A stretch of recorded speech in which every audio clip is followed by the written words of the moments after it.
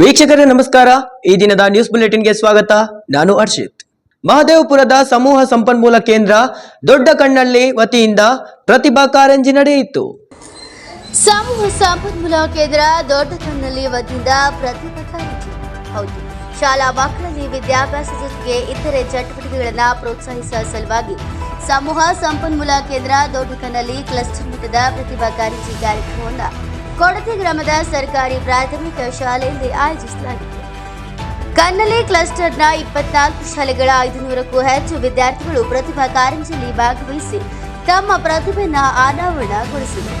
ಕಾರ್ಯಕ್ರಮಕ್ಕೆ ನಿರ್ಮಾಪಕ ಕೊಡತಿ ಶಿವರಾಮ್ ಚಾಲನೆ ನೀಡಿದರು. ಪ್ರತಿಭಾ ಕಾರಂಜಿಯಲ್ಲಿ ಸಾಂಸ್ಕೃತಿಕ ಕಾರ್ಯಕ್ರಮಗಳಾದ ಭರತನಾಟ್ಯ, ಕಬಾಲಿ, ಜಾನಪದ ನೃತ್ಯ, ಛದ್ಮವೇಷ, ಚರ್ಚಾ ಸ್ಪರ್ಧೆ, ಕವನ, ಪದ್ಯವಚನ, ರಂಗೋಲಿ ಸೇರಿದಂತೆ ವಿವಿಧ ಕಾರ್ಯಕ್ರಮಗಳನ್ನು ಆಯೋಜಿಸಲಾಗಿದೆ. NK4 news bureau, Bengaluru.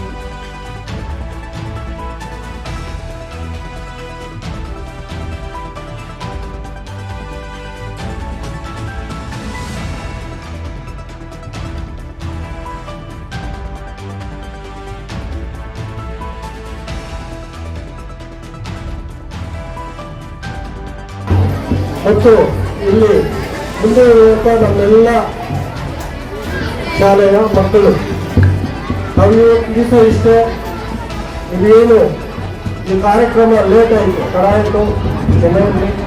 ಯಾಕೆಂದರೆ ಮಕ್ಕಳು ಇಂಪಾರ್ಟೆಂಟ್. ಫಸ್ಟು ಏನೇ ಒಂದು ಕಾರ್ಯಕ್ರಮ ಮಾಡೋದ್ರಲ್ಲೂ ಅವ್ರದ್ದು ಕಾರ್ಯಕ್ರಮಗಳು ಬೇಗ ಮುಗಿಬೇಕು. ಯಾಕಂದರೆ ಸಂಜೆವರೆಗೂ ತುಂಬ ಎಲ್ಲ ಶಾಲೆಯಲ್ಲೂ ಭಾಗವಹಿಸ್ತಿರೋದ್ರಿಂದ ಭಾಳ ಅರ್ಥಪೂರ್ಣವಾಗಿ ಈ ಥರ ಹೇಳ್ತಾ ಇದ್ರು ಮಂಗಳಾಚಾರ್ಯರು. ಇನ್ನೇನು ನಿಮ್ಮ ಪ್ರತಿಭೆ ತೋರಿಸುವಂಥದ್ದು. ಇಲ್ಲಿ ಯಾರೇ ಒಬ್ರು ಏನೇ ಯಾರಿಗೇ ಒಂದು ಪ್ರತಿಭಾ ಪುರಸ್ಕಾರ ಸಿಗಬೇಕಾದ್ರೆ ಅವ್ರದ್ದೇ ಆದಂಥ ಒಂದು ಪ್ರತಿಭೆ ಇರುತ್ತೆ. ಆ ದಯವಿಟ್ಟು ಆ ಪ್ರತಿಭೆ ಇರುವಂಥವ್ರು ಯಾವುದೇ ಒಂದು ಅನ್ಯಾಯದಿಂದ ಅವ್ರನ್ನ ಗುರುತಿಸುವಂಥ ಕೆಲಸ ಮಾಡಬೇಕು ಶಿಕ್ಷಕರು. ಒಂದು ಪುಟ್ಟ ಏನು ಒಂದು ಮಕ್ಕಳಲ್ಲಿ ಇರುವಂತ ಪ್ರತಿಭೆ, ಯಾಕಂದ್ರೆ ಶಾಲೆ ನಾವು ಈಗಿರುವಂತ ಟರ್ಮಲ್ಲಿ ನಾವು ಏನು ಅನುಭವಿಸ್ತೀವೋ ಬರುವಂತ ದಿನಗಳಲ್ಲಿ ಕಾಲೇಜು ದೊಡ್ಡ ವ್ಯಾಸಂಗಕ್ಕೆ ಹೋದಂತ ಸಮಯದಲ್ಲಿ ಸಿಗುವುದಿಲ್ಲ. ಆದ್ರಿಂದ ಎಲ್ಲ ಮಕ್ಕಳಲ್ಲೂ ಇಷ್ಟ, ಎಲ್ಲ ಪ್ರಯತ್ನ ಪಡಿ, ಎಲ್ರಿಗೂ ಒಳ್ಳೇದಾಗ್ಲಿ. ಯಾರಿಗೋ ಒಬ್ಬೊಬ್ಬರಿಗೆ ಪ್ರತಿಭಾ ಪುರಸ್ಕಾರ ಸಿಗುತ್ತೆ. ಇನ್ನು ಮಿಕ್ಕವರಿಗೆ ನೆಕ್ಸ್ಟ್ ಟೈಮ್ ಪರ್ಫಾರ್ಮೆನ್ಸ್ ಮಾಡಬೇಕಾಗುತ್ತೆ.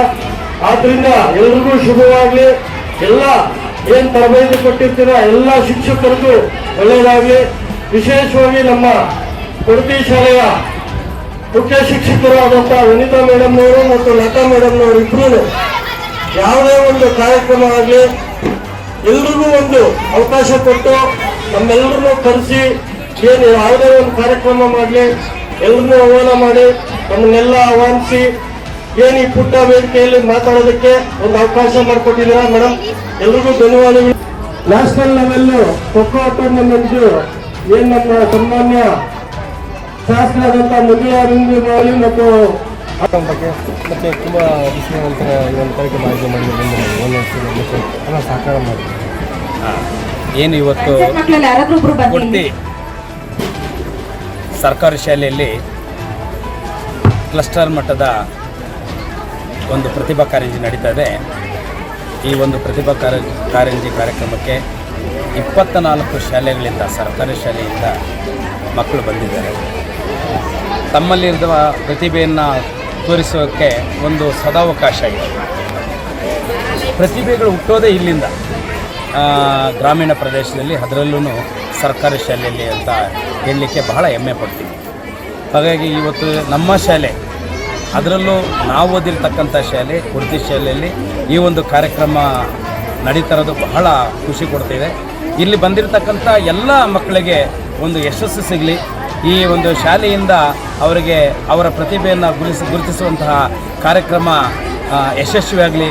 ಎಲ್ಲ ಕಾರ್ಯಕ್ರಮದಲ್ಲಿ ಭಾಗವಹಿಸ್ತಕ್ಕಂಥ ಮಕ್ಕಳಿಗೆ ಶುಭ ಹಾರೈಸ್ತೇನೆ ಅಂತ. ಪ್ರತಿಭಾ ಕಾರಂಜಿ ನಡೀತಾ ಇರೋದು ನಮ್ಗೆ ತುಂಬ ಸಂತೋಷ ಆಗಿದೆ. ಅದು ನಾವು ಹುಟ್ಟಿದವರು, ನಾವು ಓದಿದ ಶಾಲೆಯಲ್ಲಿ ಸುಮಾರು 24 ಶಾಲೆಯ ಮಕ್ಕಳು ಬಂದು ಇಲ್ಲಿ ಕಾರ್ಯಕ್ರಮದಲ್ಲಿ ಭಾಗವಹಿಸಿದ್ದಾರೆ. ಎಲ್ಲರಿಗೂ ಒಳ್ಳೆಯದಾಗಲಿ, ಎಲ್ಲರೂ ಗೆಲ್ಲಲಿ. ಮತ್ತು ನಮ್ಮ ಈ ಕಾರ್ಯಕ್ರಮಕ್ಕೆ ಜಾಸ್ತಿ ಹೆಚ್ಚಿನ ಪ್ರಮಾಣದಲ್ಲಿ ಶ್ರಮಪಟ್ಟಂಥ ನಮ್ಮ ಸದಾನಂದ ಸಾರು ಮತ್ತು ನಮ್ಮ ವನಿತಾ ಮೇಡಮು ಇವರೆಲ್ಲ ತುಂಬ ಶ್ರಮಪಟ್ಟಿದ್ದಾರೆ. ಪ್ರತಿಯೊಂದು ಕಾರ್ಯಕ್ರಮ ನಡಿಬೇಕಾದ್ರೆ ಎಲ್ಲ ದಾನಿಗಳನ್ನು ಒಗ್ಗೂಡಿಸಿ ಎಲ್ಲರನ್ನೂ ಮಾತಾಡಿ ಒಂದು ತುಂಬ ಸಂತೋಷವನ್ನು ನಡೆಸ್ತಿದ್ದಾರೆ. ಈ ಕಾರ್ಯಕ್ರಮ ಇದೇ ಥರ ಮುಂದುವರಿಲಿ ಅಂತ ಹೇಳ್ತಾ ನಾನು ಮಾಡ್ತೀನಿ. ನನ್ನ ಹೆಸರು ಮಂಜುನಾಥ್. ಸಮೂಹ ಸಂಪನ್ಮೂಲ ಕೇಂದ್ರ ದೊಡ್ಡಕನ್ನಲ್ಲಿ ಕ್ಲಸ್ಟರ್ನ CRP ಆಗಿ ಕಳೆದ 5 ವರ್ಷ 4.25 ವರ್ಷದಿಂದ ನಾನು ಇಲ್ಲಿ ಕಾರ್ಯನಿರ್ವಹಿಸ್ತಾ ಇದ್ದೀನಿ. ಶಾಲಾ ಶಿಕ್ಷಣ ಇಲಾಖೆ ವತಿಯಿಂದ ಈ ದಿನ ದೊಡ್ಡಕನ್ನಲ್ಲಿ ಕ್ಲಸ್ಟರ್ ಮಟ್ಟದ ಪ್ರತಿಭಾ ಕಾರಂಜಿ ಕಾರ್ಯಕ್ರಮವನ್ನು ಸರ್ಕಾರಿ ಮಾದರಿ ಹಿರಿಯ ಪ್ರಾಥಮಿಕ ಶಾಲೆ ಕೊಡತಿಯಲ್ಲಿ ಭಾಳ ಅಚ್ಚುಕಟ್ಟಾಗಿ ಭಾಳ ವ್ಯವಸ್ಥಿತವಾಗಿ ಇಲ್ಲಿ ನಾವು ಹಮ್ಮಿಕೊಂಡಿದ್ದೀವಿ. ಈ ಒಂದು ಕಾರ್ಯಕ್ರಮಕ್ಕೆ ಸುಮಾರು 24 ಶಾಲೆಯಿಂದ ಎಲ್ಲ ಮಕ್ಕಳು ಪ್ರಿಪೇರ್ ಆಗಿ ಬಂದಿದ್ದಾರೆ. ಅವರ ಒಂದು ಪ್ರಗತಿ ಪರಿಶೀಲನೆಯನ್ನು ಮಾಡೋದಕ್ಕೆ ಎಲ್ಲ ನಮ್ಮ ತೀರ್ಪುಗಾರರು 24 ಶಾಲೆಯಿಂದಲೂ ತೀರ್ಪುಗಾರರು ಬಂದಿದ್ದಾರೆ. ಇವತ್ತು ದಿನ ಅವರ ಒಂದು ಪ್ರಗತಿಯನ್ನು ನಾವು ಇಲ್ಲಿ ಮಾಡಿ ಇಲ್ಲಿ ಗೆದ್ದಂತಹ ಮಕ್ಕಳನ್ನು ತಾಲೂಕು ವಿಭಾಗಕ್ಕೆ ಕಳಿಸುವಂಥ ಕೆಲಸ ಆಗ್ತದೆ. ಇಲ್ಲಿ ಗೆದ್ದಂಥ ಮಕ್ಕಳು ರಾಜ್ಯ ಹಂತಕ್ಕೆ ಹಾಗೆ ಜಿಲ್ಲಾ ಹಂತಕ್ಕೆ ರಾಜ್ಯ ಹಂತಕ್ಕೆ ಕಳಿಸುವಂಥ ಒಂದು ವ್ಯವಸ್ಥೆ ಆಗ್ತದೆ. ಸೊ ಭಾಳ ಖುಷಿ ಆಗ್ತದೆ. ಎಲ್ಲ ಮಕ್ಕಳು ರೆಡಿ ಆಗ್ತಿದ್ದಾರೆ ಹೇಳ್ತಾರೆ. ಮತ್ತು ಗ್ರಾಮ ಪಂಚಾಯತಿ ವತಿಯಿಂದ ಎಲ್ಲ ದಾನಿಗಳು ಈ ಒಂದು ಇಷ್ಟೊಂದು ಅಚ್ಚುಕಟ್ಟಾಗಿ ನಮಗೆ ಎಲ್ಲ ಸಹಾಯ ಹಸ್ತವನ್ನು ನೀಡಿದ್ದಾರೆ. ಹಾಗಾಗಿ ಈ ಒಂದು ಕಾರ್ಯಕ್ರಮ ಇಷ್ಟೊಂದು ಅಚ್ಚುಕಟ್ಟಾಗಿ ನಡೀತಾರೆ. ಬೇರೆ ದಾನಿಗಳು ಕೂಡ ನಮಗೆ ಈ ಒಂದು ಸಹಾಯ ಹಸ್ತವನ್ನು ನೀಡಿರ್ತಾರೆ. ಹಾಗಾಗಿ ಈ ಒಂದು ಪ್ರತಿಭಾ ಕಾರಂಜಿ ಇಷ್ಟೊಂದು ಯಶಸ್ವಿಯಾಗಿ ನಡೆಯೋದಕ್ಕೆ ಕಾರಣ ಪ್ರಭಾರಿ ಮುಖ್ಯ ಶಿಕ್ಷಕಿಯಾಗಿ ಕೆಲಸ ಮಾಡ್ತಾ ಇದ್ದೀನಿ. ನಮ್ಮ ಶಾಲೆಯಲ್ಲಿ ಪ್ರತಿಭಾ ಕಾರಂಜಿ ಕಾರ್ಯಕ್ರಮ ತುಂಬ ಅದ್ದೂರಿಯಾಗಿ ಉದ್ಘಾಟನಾ ಕಾರ್ಯಕ್ರಮ ನೆರವೇರಿದೆ. ಇದಕ್ಕೆ ಸಹಾಯ ಮಾಡಿರ್ತಕ್ಕಂಥದ್ದು ಬರೀ ಗ್ರಾಮ ಪಂಚಾಯತಿ ಸದಸ್ಯರು ಮತ್ತು ಉಪಾಧ್ಯಕ್ಷರು ಅಧ್ಯಕ್ಷರಲ್ಲ, ಊರಿನ ದಾನಿಗಳು ಹಾಗೆ ಪೋಷಕರು ಕೂಡ ಈ ಕಾರ್ಯಕ್ರಮಕ್ಕೆ ಸಹಾಯವನ್ನು ಮಾಡಿರ್ತಾರೆ. ಹಾಗೆ ಶಿವರಾಮ್ ಸರ್ ಅವರು ಪ್ರತಿ ವರ್ಷ ನಮಗೆ ಶಾಮಿಯಾನ ಹಾಕ್ಸೋದಿರಲಿ ಅಥವಾ ಸ್ಪೋರ್ಟ್ಸ್ಗೆ ಪ್ರೈಸಸ್ ಕೊಡೋದಿರಲಿ ಅಥವಾ ಈ ಸಲ ಶಾಲು ಹಾರ ಈ ಥರ ಅನೇಕ ಸಹಾಯಗಳನ್ನು ಕೂಡ ಅವರು ನಮ್ಮ ಶಾಲೆಯಲ್ಲಿ ಮಾಡ್ತಾ ಇರ್ತಾರೆ. ಈ ರೀತಿಯ ದಾನಿಗಳಿಂದ ಹಾಗೂ ಈ ರೀತಿಯ ಪೋಷಕರಿಂದ ಹಾಗೂ ಗ್ರಾಮ ಪಂಚಾಯತಿ ಸದಸ್ಯರು ಅಧ್ಯಕ್ಷರು ಇವರುಗಳಿಂದ ಈ ಶಾಲೆಯ ಕಾರ್ಯಕ್ರಮಗಳು ಯಾವಾಗಲೂ ಕೂಡ ಇದೊಂದೇ ಅಲ್ಲ, ಎಲ್ಲ ಕಾರ್ಯಕ್ರಮಗಳು ಹೀಗೆ ನೆರವೇರುತ್ತೆ. ಸೊ ಮಕ್ಕಳೆಲ್ಲರೂ ಕೂಡ ಬೇರೆ ಬೇರೆ ಶಾಲೆಗಳಿಂದ ಬಂದಿರ್ತಾರೆ. ಸೊ ಅವರೆಲ್ಲರಿಗೂ ಮೆಡಲ್ ವ್ಯವಸ್ಥೆ ಕೂಡ ಆಗಿರುತ್ತೆ. ಸೊ ಮಕ್ಕಳೆಲ್ಲರೂ ಕೂಡ ಚೆನ್ನಾಗಿ ಪಾರ್ಟಿಸಿಪೇಟ್ ಮಾಡಲಿ, ತಾಲೂಕು ಮಟ್ಟಕ್ಕೆ ಹೋಗಲಿ ಅಂತ ಈ ಮೂಲಕ ನಾನು ಆಶಿಸ್ತಾ ಇದ್ದೀನಿ. ಕೊಟ್ಟೂರಿನ 84 ಸರ್ಕಾರಿ ಶಾಲೆ ವಿದ್ಯಾರ್ಥಿಗಳಿಗೆ ಉಚಿತ ನೋಟ್ಬುಕ್, ಪೆನ್, ಪೆನ್ಸಿಲ್, ಬಿಸ್ಕೆಟ್ ಪ್ಯಾಕ್ನ ವಿತರಣೆ ಮಾಡಲಾಯಿತು. ಕೊಟ್ಟೂರು ಪಟ್ಟಣದ ತುಮ್ಮರಗದ್ದೆ ಚಾರಿಟಬಲ್ ಟ್ರಸ್ಟ್ ಸಂಸ್ಥಾಪಕ ಟಿ ಸತೀಶ್ ನಿವೃತ್ತಿ ಸಹ ಪ್ರಾಧ್ಯಾಪಕರವರು ಟ್ರಸ್ಟ್ ವತಿಯಿಂದ ಸುಮಾರು ವರ್ಷದಿಂದ ಕೊಟ್ಟೂರು ತಾಲೂಕಿನ ಸರ್ಕಾರಿ ಶಾಲೆ ವಿದ್ಯಾರ್ಥಿಗಳಿಗೆ ಉಚಿತವಾಗಿ ಪ್ಯಾನ್, ಪೆನ್ಸಿಲ್, ನೋಟ್ಬುಕ್ ವಿತರಣಾ ಸೇವೆ ಮಾಡ್ತಾ ಬಂದಿದ್ದಾರೆ. ಪ್ರತಿ ವರ್ಷದಂತೆ ಈ ವರ್ಷ ಕೂಡ ಕೊಟ್ಟೂರು ತಾಲೂಕಿನ ಜಾಗಟಗಿರಿ ಗ್ರಾಮದ ಸರ್ಕಾರಿ ಹಿರಿಯ ಪ್ರಾಥಮಿಕ ಶಾಲೆ ಆವರಣದಲ್ಲಿ ತುಮ್ಮರಗದ್ದೆ ಚಾರಿಟಬಲ್ ವತಿಯಿಂದ ಕಾರ್ಯಕ್ರಮವನ್ನು ಹಮ್ಮಿಕೊಂಡಿದೆ. ಈ ಸಂದರ್ಭದಲ್ಲಿ ವಿದ್ಯಾರ್ಥಿಗಳಿಗೆ ಪೆನ್, ನೋಟ್ ಪುಸ್ತಕ, ಪೆನ್ಸಿಲ್ ಮತ್ತು ಬಿಸ್ಕೆಟ್ ಪ್ಯಾಕ್ಗಳನ್ನು ನೀಡಿದರು. ನಂತರ ಮಾತನಾಡಿದ ಅವರು, ವಿದ್ಯಾರ್ಥಿಗಳು ವಿದ್ಯಾಭ್ಯಾಸದ ಕಡೆಗೆ ಹೆಚ್ಚಿನ ಗಮನ ಕೊಟ್ಟು ವಿದ್ಯಾವಂತರಾಗಬೇಕು. ಒಳ್ಳೆಯ ವಿದ್ಯಾಭ್ಯಾಸ ಮಾಡಿ ಒಳ್ಳೆಯ ಹುದ್ದೆಗಳನ್ನು ಪಡೆದು ತಮ್ಮ ಜೀವನದ ಅಗತ್ಯತೆಗಳನ್ನು ಪೂರೈಸಿಕೊಂಡು ನಿಮ್ಮ ಕೈಲಾದಷ್ಟು ಉಳಿದಾನದಲ್ಲಿ ಸಮಾಜದಲ್ಲಿ ದಾನ ಧರ್ಮ ಮಾಡಿ ಅಂತ ತಿಳಿಸಿದರು. ಶಾಲೆಯ ಮುಖ್ಯ ಗುರುಗಳಾದ ಲಲಿತಮ್ಮ, CRP ಕೊಟ್ರೇಶಿ, ಸಹ ಶಿಕ್ಷಕರಾದ ಹಮೀದ್ ಸಾಹೇಬ್, ಶ್ರೀಮತಿ ಲಲಿತಾ ಸೇರಿದಂತೆ ಅನೇಕ ಶಿಕ್ಷಕರು ಉಪಸ್ಥಿತರಿದ್ದರು. ಚಿಟ್ಟಿಗೇರಿ ಜಯಪ್ಪ, ಎನ್. ಹೊಸಕೋಟೆಯಲ್ಲಿ ಕನ್ನಡಿಗರ ಕಡೆಗಣನೆ ಆರೋಪ, ಡಿಮಾರ್ಟ್ ಕಂಪನಿ ವಿರುದ್ಧ ಸ್ಥಳೀಯರ ಆಕ್ರೋಶ. ಕನ್ನಡಿಗರ ಕಡೆಗಣನೆ ಆರೋಪ, ಡಿಮಾರ್ಟ್ ಕಂಪನಿ ವಿರುದ್ಧ ಸ್ಥಳೀಯರ ಆಕ್ರೋಶ. ಹೌದು, ಬೆಂಗಳೂರು ಗ್ರಾಮಾಂತರ ಜಿಲ್ಲೆಯ ಹೊಸಕೋಟೆ ತಾಲೂಕಿನ ತಾವರೆಕೆರೆ ಗ್ರಾಮ ಪಂಚಾಯತಿಗೆ ಒಳಪಡುವ ಗಂಗಾಪುರ ಗ್ರಾಮದ ರೈತರ ಬಳಿ ಖಾಸಗಿ ಕಂಪನಿಯವರು ಜಮೀನು ಖರೀದಿಸಿ ವೇರ್ಹೌಸ್ ನಿರ್ಮಾಣ ಮಾಡಿ ಸ್ಥಳೀಯರಿಗೆ ಉದ್ಯೋಗಾವಕಾಶ ನೀಡುವ ಭರವಸೆ ನೀಡಿದರು. ಆದರೆ ಈಗ ಪಂಚಾಯಿತಿಯಿಂದ ಯಾವುದೇ ಅನುಮತಿ ಪಡೆದೇ ಡಿಮಾರ್ಟ್ ಪ್ರಾರಂಭಿಸಿ ಕನ್ನಡಿಗರಿಗೆ ಬೆದರಿಕೆಯಾಗಿ ಉದ್ಯೋಗ ಅವಕಾಶ ನೀಡದೆ ಕಡೆಗಣನೆ ಮಾಡುತ್ತಿದ್ದಾರೆ ಎಂದು ಕಂಪನಿಯ ಮುಂದೆ ಆಕ್ರೋಶ ಹೊರಹಾಕಿದ್ದಾರೆ. ಕಂಪನಿಯಲ್ಲಿ 500ರಿಂದ 600 ಮಂದಿ ಕೆಲಸ ಮಾಡುತ್ತಿದ್ದು, ಎಲ್ಲ ಶೌಚಾಲಯ ಸೇರಿದಂತೆ ಇತರೆ ಕೊಳಚೆ ನೀರನ್ನ ಅಕ್ಕಪಕ್ಕದ ತೋಟಗಳಿಗೆ ಬಿಟ್ಟು ರೈತರಿಗೆ ತೊಂದರೆಯನ್ನ ನೀಡುತ್ತಿದ್ದಾರೆ. ಈ ಘಟನೆ ಕುರಿತು ಈಗಾಗಲೇ ಜಿಲ್ಲಾಧಿಕಾರಿಗಳ ಕಚೇರಿ, ಲೋಕಾಯುಕ್ತ, ತಹಶೀಲ್ದಾರ್ ಹಾಗೂ ಇಒ ಸೇರಿದಂತೆ ಗ್ರಾಮ ಪಂಚಾಯಿತಿಗೆ ಮನವಿಯನ್ನ ಮಾಡಿದರೂ ಸಹ ಯಾವುದೇ ಕ್ರಮ ಕೈಗೊಂಡಿಲ್ಲವೆಂದು ಆಕ್ರೋಶವನ್ನ ಹೊರಹಾಕಿದ್ದಾರೆ.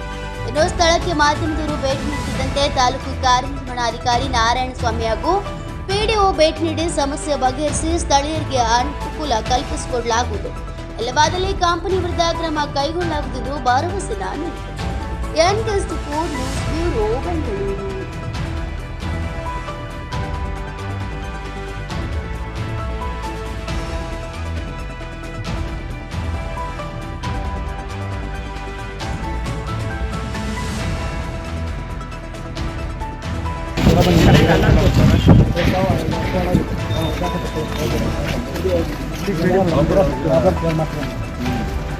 ಸರ್, ಆ ಪ್ಲಾಸ್ಟಿಕ್ ತಿಂದು 2 ವರ್ಷ ಸತ್ತೋಗಿದೆ. ಈಗ ಡಿ ಸಿ ಕನೆಕ್ಷನ್ ಆಗುವಾಗ ಗಂಗಾಪುರ ಕೆಲಸ ಕೊಡ್ತೀವಿ ಅಂತ ಅವ್ರು ಹೇಳಿದ್ದಾರೆ, ಮೆನ್ಷನ್ ಮಾಡಿದ್ದಾರೆ. ನೋಡಿ ಸರ್, ಅವ್ರು ಹೇಳ್ತಿದ್ರು ಅದಕ್ಕೆ ನಾವು ಹುಡುಗ ಕೆಲಸ ಕನ್ನಡ ಮಾತಾಡಿದ್ರೆ FIR ಮಾಡ್ತಾರೆ. ಆಮೇಲೆ ಪೊಲೀಸರು ಕೇಳುತ್ತೆ, ದೊಡ್ಡ ಶಿಕ್ಷೆ ಮಾಡ್ತೀನಿ ಕೊಟ್ಟರೆ ಯಾರು ಹೇಳಿದ್ದಮ್ಮ? ಸರ್ ಇವರೇ ಇಲ್ಲಿ ಮೇಟಕ್ಕೆ ಬೇರೆಯವರು, ಅವರು 2 ಸರಿ ಪೊಲೀಸರಿಗೆ ವಾರ್ನಿಂಗ್ ಕೊಟ್ಟಿದ್ದಾರೆ. ಏನಕ್ಕೆ ಕೆಲಸ ಕೇಳಿದ್ರೆ ವಾರ್ನಿಂಗ್ ಕೊಟ್ಟಿದ್ದಾರೆ ಅವರು. ದೊಡ್ಡ ಈಗೇನೋ ನೀನು ನೀರ್ದು ಹೇಳಿದ್ದೀನಿ, ನೀರ್ದದು ವ್ಯವಸ್ಥಿತವಾಗಿ ಅಲ್ಲಿವರೆಗೂ ತೊಗೊಂಡೋಗವ್ರೆ. ಅಲ್ಲಿಂದ ಮುಂದಕ್ಕೆ ವ್ಯವಸ್ಥೆ ಮಾಡೋಕ್ಕೆ ನಮ್ಮ ನಷ್ಟ ಆಗಿದೆ ಸರ್. ಪೈಪು ಪೇಪರು ಅದು ಇದು ಹೋಗಿದಂಗೆ ಮುಂದ್ಗಡೆನೇ ಆಗುತ್ತೆ. ಟ್ಯಾಂಕ್ ಮಾಡಿಕೊಂಡು ಗ್ಯಾಲರಿ ಹಾಕ್ಕೊಂಡು ಅದನ್ನು ಮಾಡಿಕೊಡ್ತಾರೆ. ಉಳಿದಂಥದ್ದು ನೀನು ಕನ್ನಡದವ್ರಿಗೆ ನಮ್ಮವ್ರಿಗೆ ಕನ್ನಡ ಮಾತಾಡೋದನ್ನ ಇದು ಮಾಡ್ತಾರೆ ಅಂದರೆ ಅದನ್ನು ಸೀರಿಯಸ್ ಆಗಿ ತೊಗೊಳ್ತೀವಿ. ನಾವು ವಿಚಾರವಾಗಿ ಕನ್ನಡ ಮಾತಾಡೋರಿಗೆ ನಾನು ತೊಂದರೆ ಕಂಪನಿನೇ ಇರಲ್ಲ. ಆಯಿತು, ಇನ್ನೊಂದು ಪರ್ಮಿಷನ್ 1 ವರ್ಷಕ್ಕೆ ಪರ್ಮಿಷನ್ ಹಾಕಿಲ್ಲ. ಇಲ್ಲಿ ಬಿಡ್ರಿ, ಅದನ್ನ ಪಂಚಾಯತಿ ಅವ್ರು ನೋಡ್ತಾರೆ. ಯಾಕೆ ಸ್ಟಾಪ್ ಮಾಡಿದ್ದಾರೆ? ಪಂಚಾಯತ್ ಅವ್ರು ಯಾಕೆ ಕೊಡಲ್ಲ ಅಂದ್ರೆ ನೀನು ಅರ್ಜಿ ಕೊಟ್ಟೆ, ಇವೆಲ್ಲ ಬಗೆಹರಿಯ ಗಂಟ ಕೊಡಬಾರ್ದು ಅಂತ ನಾವು ಸ್ಟಾಪ್ ಮಾಡಿದ್ದೀವಿ. ಆಕ್ಷನ್ ಅದಕ್ಕೆ ಪರಿಹಾರ ಇವಾಗ ಬರ್ಬೇಕಾದ್ರು ಲೈಸೆನ್ಸ್ ಕೊಟ್ಟು ಪಂಚಾಯತಿಯಲ್ಲಿ ಇಒ ಸಿಒ ತಹಶೀಲ್ದಾರ್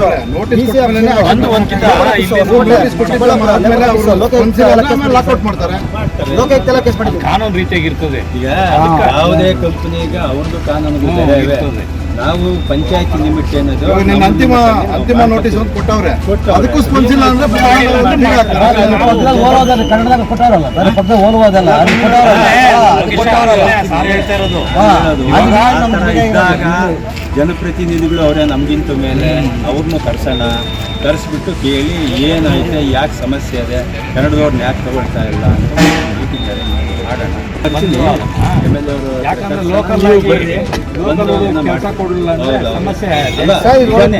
ಪೊಲೀಸರು ಫೋನ್ ಮಾಡ್ತಾರೆ. ನಮ್ಮದೇ ಜಾಗ, ನಮ್ಮ ಜಾಗಗಳನ್ನ ಅವ್ರ ಕೊಟ್ಟಿರ್ತೀರಿ. ಲೈಫಲ್ಲಿ ತಿರ್ಗಿ ಆ ಜಮೀನು ಅವ್ರು ಯಾರು ತಗೊಳಕ್ಕೂ ಆಗಲ್ಲ. ಆ ಕಷ್ಟದಲ್ಲಿ ಮಾಡಿರ್ತೀರಿ. ನಮ್ಮವ್ರಿಗೆ ಕೆಲಸ ಇಲ್ಲ ಅಂತಂದಾಗ ಕಷ್ಟ ಆಗ್ತದೆ. ಅದನ್ನ ಸ್ವಲ್ಪ ಮಾಡೋಣ. ಉಳಿದಿದ್ದಲ್ಲೇ ನೀರು ಹೋಗ್ದಂಗೆ ಅದನ್ನ ವ್ಯವಸ್ಥೆ ಮಾಡಿದ್ದೀರೋದನ್ನ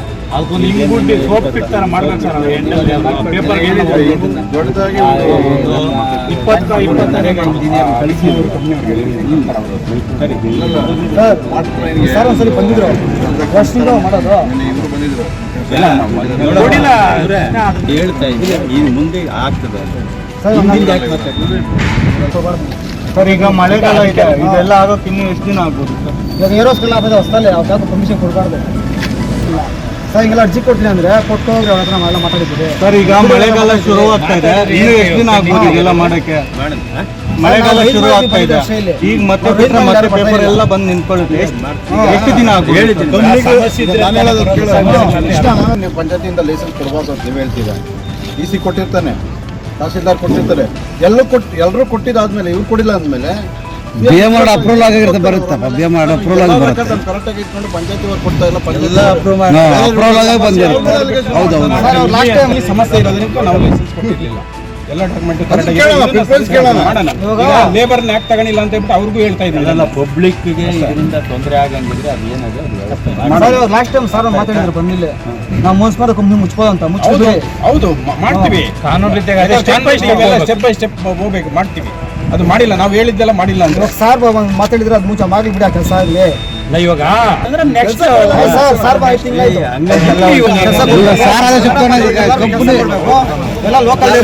ಇವಾಗ ಒಂದು ನಿಮಿಷ ಅದಕ್ಕೆ ಪೊಲೀಸ್ ಫೋನ್ ಮಾಡ್ಬಿಟ್ರೆ ಅರ್ಥ ಏನು ಅವೆಲ್ಲ ದೌರ್ಜನ್ಯ ಮಾಡಬಾರ್ದು ಪೊಲೀಸ್ ಇನ್ಫಾರ್ಮ್ ಮಾಡೋದು ಇವಾಗ ಒಂದಿನ ಟೈಮ್ ತಗೊಂಡು ಆಫೀಸ್ ಕಂಪನಿಗೆ ಆಚೆ ಬಿಡುತ್ತಿರುವ ಡಿಮಾರ್ಟ್ ಕಂಪನಿಗೆ ಕನ್ನಡಿಗರಿಗೆ ಉದ್ಯೋಗ ನೀಡದಿರುವ ಡಿಮಾರ್ಟ್ ಕಂಪನಿಗೆ ಕನ್ನಡಿಗರಿಗೆ ಉದ್ಯೋಗ ನೀಡದಿರುವ ಡಿಮಾರ್ಟ್ ಕಂಪನಿಗೆ ಕನ್ನಡಿಗರಿಗೆ ಉದ್ಯೋಗ ನೀಡದಿರುವ ಡಿಮಾರ್ಟ್ ಕಂಪನಿಗೆ ಕನ್ನಡ ಕಂಪನಿಗೆ ಬೇಕು ನ್ಯಾಯ ಬೇಕು ಬೇಕೇ ಬೇಕು ನ್ಯಾಯ ಬೇಕು ಬೇಕೇ ಬೇಕು ನ್ಯಾಯ ಬೇಕು ಬೇಕೇ ಬೇಕು ನ್ಯಾಯ ಬೇಕು ಧಿಕ್ಕಾರ ಕೊಟ್ಟೂರಿನ ಕೆರೆಯ ನೀರಿನಲ್ಲಿ ವ್ಯಕ್ತಿ ಬಿದ್ದು ಆತ್ಮಹತ್ಯೆ. ಕೆರೆಯ ನೀರಿನಲ್ಲಿ ವ್ಯಕ್ತಿ ಬಿದ್ದು ಆತ್ಮಹತ್ಯೆ. ಕೊಟ್ಟೂರು ಪೊಲೀಸ್ ಠಾಣೆಯಲ್ಲಿ ಪ್ರಕರಣ ದಾಖಲು. ಹೌದು, ವಿಜಯನಗರ ಜಿಲ್ಲೆಯ ಕೊಟ್ಟೂರು ಪಟ್ಟಣದಲ್ಲಿ ದಿನಾಂಕ 4/9/2024 ಬೆಳಗ್ಗೆ 9:30ಕ್ಕೆ ಪೇರ್ಯಾದದ ರಾಜ್ಯ ಸಿದ್ದಪ್ಪ ಸಿದ್ದಲಿಂಗಪ್ಪ 44 ವರ್ಷದ ಲಿಂಗಾಯತ ಜನಾಂಗದ ಕೂಲಿ ಕೆಲಸವನ್ನ ಮಾಡ್ತಿರುವಂತಹ ಮೊದಲಕಟ್ಟೆ ಕೊಟ್ಟೂರವರು ಪೊಲೀಸ್ ಠಾಣೆಗೆ ಹಾಜರಾಗಿ ಕೊಟ್ಟ ದೂರಿನ ಅನ್ವಯ ಪೇರ್ಯಾದಾರ ನನ್ನ ತಮ್ಮ ಮಂಜುನಾಥ್ ಈತನು ವಿಪರೀತ ಮದ್ಯ ಸೇವನೆ ಮಾಡುವ ಅಭ್ಯಾಸವನ್ನ ಮಾಡಿಕೊಂಡಿದ್ದು ತಾನು ಹೋಟೆಲ್ ಕೆಲಸ ಮಾಡಿ ಬಂದು ಹಣವನ್ನೆಲ್ಲ ಖರ್ಚು ಮಾಡಿದ್ದ. ಇದರಿಂದ ಬೆಂಗಳೂರಿನಲ್ಲಿ ತನ್ನ ಸಂಸಾರ ನಡೆಯಲು ಕಷ್ಟವಾಗಿದ್ದರಿಂದ ಬೇಜಾರು ಮಾಡಿಕೊಂಡು ಜೀವನದಲ್ಲಿ ಜಿಗುಪ್ಸೆಗೊಂಡು ದಿನಾಂಕ 2/9/2024 ಸಂಜೆ 4:30ಕ್ಕೆ ಹಾಗೂ ದಿನಾಂಕ 4/9/2024 ಬೆಳಗ್ಗೆ 8 ಗಂಟೆಯ ಮಧ್ಯದ ಅವಧಿಯಲ್ಲಿ ಕೊಟ್ಟೂರು ಕೆರೆಯ ನೀರಿನಲ್ಲಿ ಬಿದ್ದು ಆತ್ಮಹತ್ಯೆ ಮಾಡಿಕೊಂಡಿದ್ದಾನೆ ವಿನಃ ನನ್ನ ತಮ್ಮನ ಸಾವಿಗೆ ಬಗ್ಗೆ ಯಾರ ಮೇಲೂ ಯಾವುದೇ ರೀತಿಯ ಅನುಮಾನ ಇಲ್ಲ ಎಂದು ಮುಂದಿನ ಕ್ರಮ ಜರುಗಿಸಲು ನೀಡಿದ ದೂರಿನ ಸಾರಾಂಶದ ಮೇಲೆ ಕೊಟ್ಟೂರು ಪೊಲೀಸ್ ಠಾಣೆಯಲ್ಲಿ ಪಿಎಸ್ಐ ಗೀತಾಂಜಲಿ ಶಿಂದೆ ಅವರು ಪ್ರಕರಣ ದಾಖಲಿಸಿಕೊಂಡು ಮುಂದಿನ ಕ್ರಮ ಕೈಗೊಂಡಿದ್ದಾರೆ. Chitaguru Jayappa, NKST food news bureau, Vijayanagara.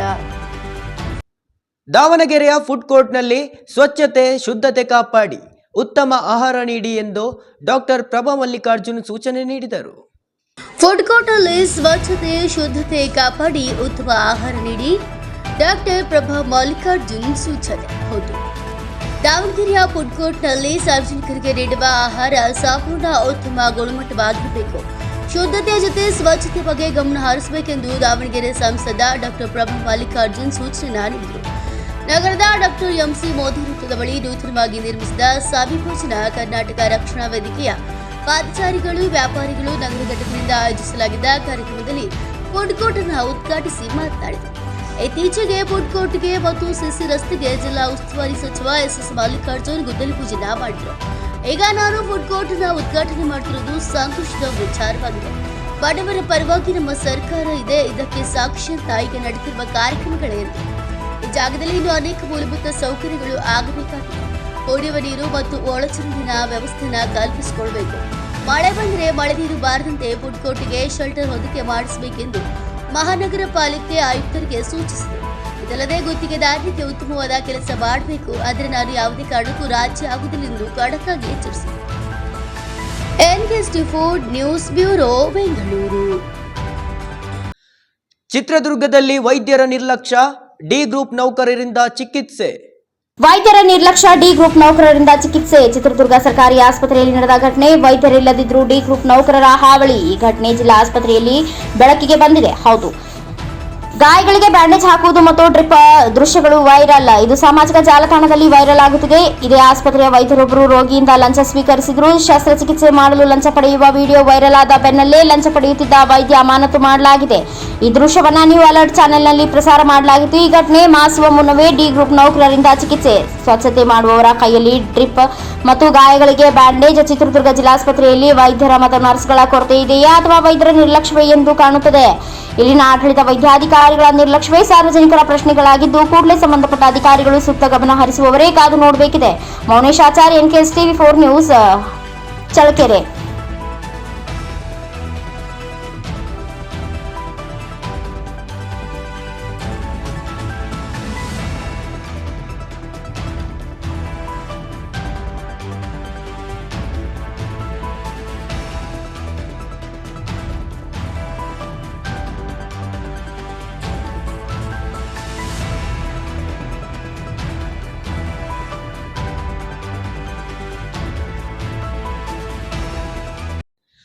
ಲಕ್ಷ್ಮೇಶ್ವರದ bus ನಿಲ್ದಾಣದಲ್ಲಿ ಪ್ರಯಾಣಿಕರಿಗೆ ಆಸನದ ಕೊರತೆ, ಪ್ರಯಾಣಿಕರ ಪರದಾಟ. ಬಸ್ ನಿಲ್ದಾಣದಲ್ಲಿ ಪ್ರಯಾಣಿಕರಿಗೆ ಆಸನದ ಕೊರತೆ, ಪ್ರಯಾಣಿಕರ ಪರದಾಟ. ಹೌದು, ಗದಗ ಜಿಲ್ಲೆಯ ಲಕ್ಷ್ಮೇಶ್ವರ ಪಟ್ಟಣದ ಬಸ್ ನಿಲ್ದಾಣದಲ್ಲಿ ಪ್ರಯಾಣಿಕರ ಸಂಖ್ಯೆ ಹೆಚ್ಚಾಗ್ತಲೇ ಇದೆ. ಅದರಲ್ಲಿ ಶಕ್ತಿ ಯೋಜನೆಯಿಂದ ಮಹಿಳೆಯರ ಪ್ರಯಾಣ ಸಂಖ್ಯೆ ಹೆಚ್ಚಾಗ್ತಿದೆ. ಆದರೆ ಲಕ್ಷ್ಮೇಶ್ವರ ತಾಲೂಕು ಕೇಂದ್ರವಾದರೂ ಸಹ ಬಸ್ ನಿಲ್ದಾಣದಲ್ಲಿ ಪ್ರಯಾಣಿಕರಿಗೆ ಸೂಕ್ತವಾದ ಆಸನದ ವ್ಯವಸ್ಥೆ ಇಲ್ಲದೆ ಪ್ಲಾಟ್ಫಾರ್ಮ್ನಲ್ಲಿ ಕುಳಿತು ಬಸ್ಸಿಗಾಗಿ ಕಾಯುವ ಪರಿಸ್ಥಿತಿ ನಿರ್ಮಾಣವಾಗಿದೆ. ಏನಾದರೂ ಎಚ್ಚೆತ್ತುಕೊಂಡು ಅಧಿಕಾರಿಗಳು ಬಸ್ ನಿಲ್ದಾಣದಲ್ಲಿ ಪ್ರಯಾಣಿಕರಿಗೆ ಕುಳಿತುಕೊಳ್ಳಲು ಸೂಕ್ತವಾದ ಆಸನದ ವ್ಯವಸ್ಥೆ ಮಾಡ್ತಾರೆ ಎಂಬುದನ್ನು ಕಾದು ನೋಡಬೇಕಿದೆ. ವೇರನಾಡ್ ಪದಿ NK64 ನ್ಯೂಸ್ ಬ್ಯೂರೋ, ಲಕ್ಷ್ಮೇಶ್ವರ.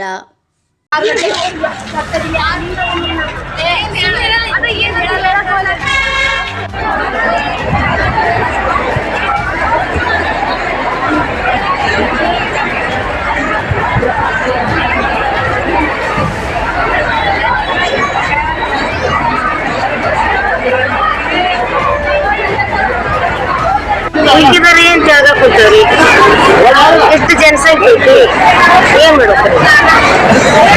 ಕುಂತ ಕಾಲು ನೋವಾಗ್ಯಾವ್ರಿ, ಮತ್ತು ಬಸ್ಸಿನ ಸೌಕರ್ಯದ್ದು ಏನು ಇದು ಇಲ್ರಿ, ಹೇಳಕ್ ಕುಂತಾವ್ ನೋಡ್ರಿ. ಚೇರಿನ ವ್ಯವಸ್ಥೆ ಇಲ್ಲ, ಚೇರಿ ಇಲ್ರಿ. ಸಿರವಾರದಲ್ಲಿ ಯಶಸ್ವಿಯಾಗಿ ನಡೆದ ಪ್ರೌಢಶಾಲಾ ವಿಭಾಗದ ವಲಯ ಮಟ್ಟದ ಆಟಗಳು.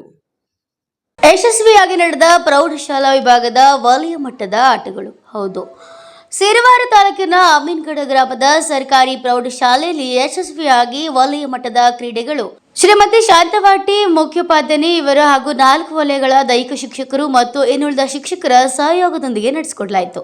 ಒಟ್ಟು 4 ವಲಯಗಳ 12 ಶಾಲೆಗಳು ಕ್ರೀಡಾಕೂಟದಲ್ಲಿ ಭಾಗವಹಿಸಿದ್ದು.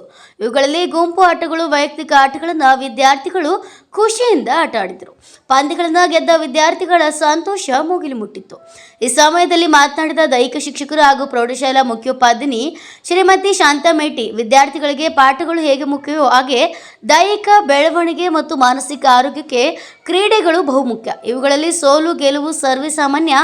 ಯಾವ ವಿದ್ಯಾರ್ಥಿಗಳು ನಾನು ಗೆದ್ದೆ ನಾನು ಸೋತೆ ಎಂದು ಬೀಗುವುದಕ್ಕಿಂತ ಆರೋಗ್ಯ ದೃಷ್ಟಿಯಿಂದ ಕ್ರೀಡೆ ಒಳ್ಳೆಯದು ಅಂತ ತಿಳಿಸಿದರು. Jeevan RK NK64 news bureau, Raichur.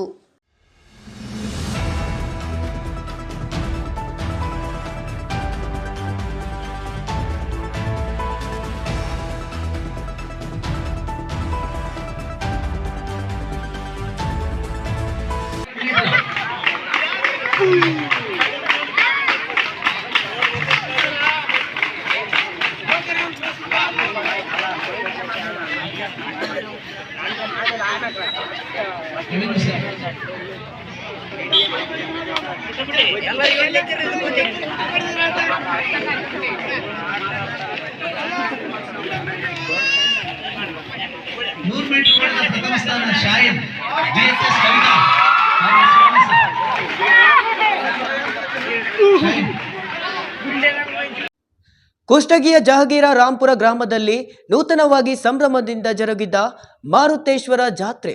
Kushtagi ತಾಲೂಕಿನ ಜಹಗೀರ್ ರಾಮಪುರ ಗ್ರಾಮದಲ್ಲಿ ನೂತನವಾಗಿ ಸಂಭ್ರಮದಿಂದ ಮಾರುತೇಶ್ವರ ಜಾತ್ರಾ ಮಹೋತ್ಸವ ಜರುಗಿತು. ಬೆಳಗಿನ ಜಾವದಲ್ಲಿ ಮಾರುತೇಶ್ವರ ಮೂರ್ತಿಗೆ ಭಕ್ತಿಯಿಂದ ಅಭಿಷೇಕ, ಅರ್ಚನೆ, ಗೋಪುರಕ್ಕೆ ಕಳಸಾರೋಹಣ ನಡೆಯಿತು.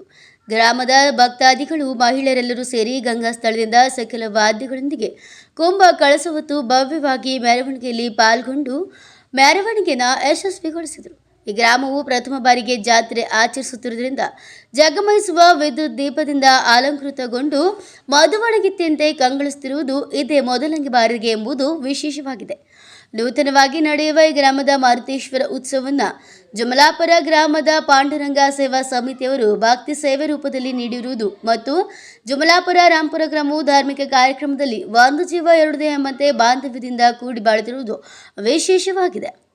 ಆಮಾಜಪ್ಪ, Jamalapura, NK64 news bureau, Koppal.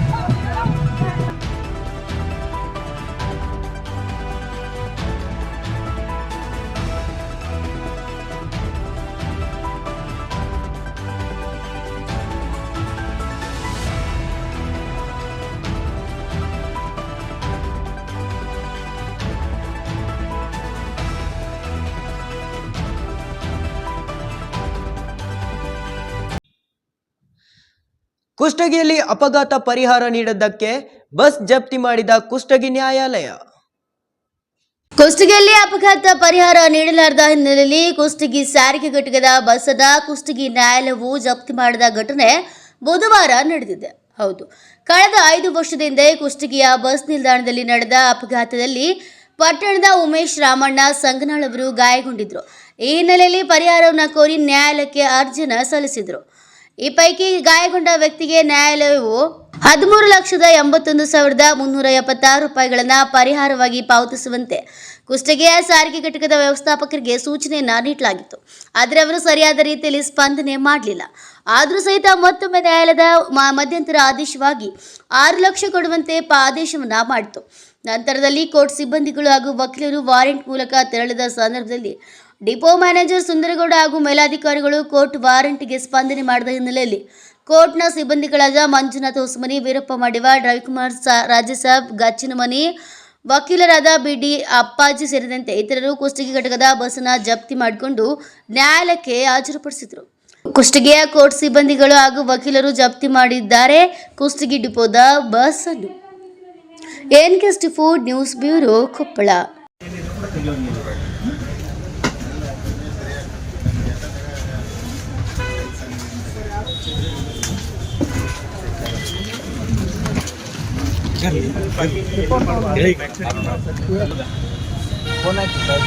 ಬಳಗದಲ್ಲಿ ಇರೋದಿಲ್ಲ, ಆದಷ್ಟು ಬೇಗ ಅದೇನೋ ಪ್ರೋಸೆಸ್ ಆಗಿದೆ ಮತ್ತು ಬೇರೆ ಪ್ರೋಸೆಸ್ಗೆ ಹೋಗುತ್ತೆ ಅಷ್ಟೇ. ಡಿಪೋ ಮ್ಯಾನೇಜರ್ ಒಳ್ಳೆಯದು, 5 ಸರಿ ಇಬ್ಬರು ಏನಾದರೂ ಇಲ್ರಿ 5 ಸರಿ ಆಯಿತು, ಬಸ್ ಸ್ಟ್ಯಾಂಡ್ಗೆ ಹೋಗಬೇಡ, ಇಲ್ಲ ಅಟ್ಯಾಚ್ಮೆಂಟ್ ಮಾಡೋಣ ಅಂದ್ರೆ ಇಲ್ಲಿ ಬಂದಿಲ್ಲ ಬಂದು ನಾನು ಅವ್ರು ಮೇಡಮ್ ಸುಮ್ಮನೆ ಎದ್ದು ಬಂದಿದ್ದು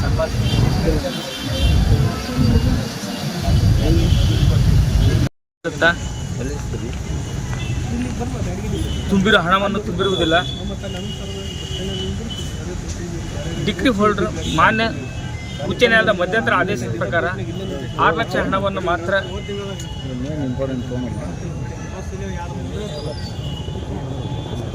ಮಾನ್ಯ ನ್ಯಾಯಾಲಯದಲ್ಲಿ ಜಮಾ ಮಾಡಿದರೆ ಸಾಕು ಅಂತ ಹೇಳಿದರು. ಇಂದು KSRTC ಕುಷ್ಟಗಿ ಡಿಪೋ ಮ್ಯಾನೇಜರ್ ಇವರ ಆಫೀಸಿಗೆ ಭೇಟಿ ನೀಡಿದಾಗ ಅವರ ಮೇಲಾಧಿಕಾರರಾದಂಥ ಮೇಡಮ್ ಅವರಿದ್ದರು. ಆದರೆ ಅವರ ಹೆಸರು ನಮಗೆ ಗೊತ್ತಿರುವುದಿಲ್ಲ. ನಾವುಗಳು ಅವರನ್ನು ಮಾನ್ಯ ನ್ಯಾಯಾಲಯದ ಮಧ್ಯಂತರ ಆದೇಶದಂತೆ 6 ಲಕ್ಷ ರೂಪಾಯಿ ಹಣವನ್ನು ಜಮಾ ಮಾಡುವಂತೆ ತಿಳಿಸಿದಾಗ ಅವರು ನಾನು ಈ ದಿವಸ KSRTC ಡಿಪೋಕ್ಕೆ ಬಂದಿದ್ದರಿಂದ ತಾವು ಬಂದಿದ್ದೀರಿ ಅಂತ ಹೇಳಿದರು. ಕುಷ್ಟಗಿ ಬಸ್ ಸ್ಟ್ಯಾಂಡ್ನಲ್ಲಿ ಗಾಯವಾದ ಉಮೇಶ್ ತಂದಿ ರಾಮಣ್ಣ ಸಂಗಾಳ್ ಇವರು ಗಾಯಗೊಂಡಿದ್ದರಿಂದ ಪರಿಹಾರ ಕೋರಿ ಮಾನ್ಯ ಹಿರಿಯ ಸಿವಿಲ್ ನ್ಯಾಯಾಲಯಕ್ಕೂ ಕುಷ್ಟಗಿಯಲ್ಲಿ ಅರ್ಜಿ ಸಲ್ಲಿಸಿದ್ದು ಮಾನ್ಯ ನ್ಯಾಯಾಲಯವು ತೀರ್ಪು ನೀಡಿದ್ದು ಬಡ್ಡಿ ಮತ್ತು ಗಂಟು ಸೇರಿ ಸುಮಾರು 14 ಲಕ್ಷದ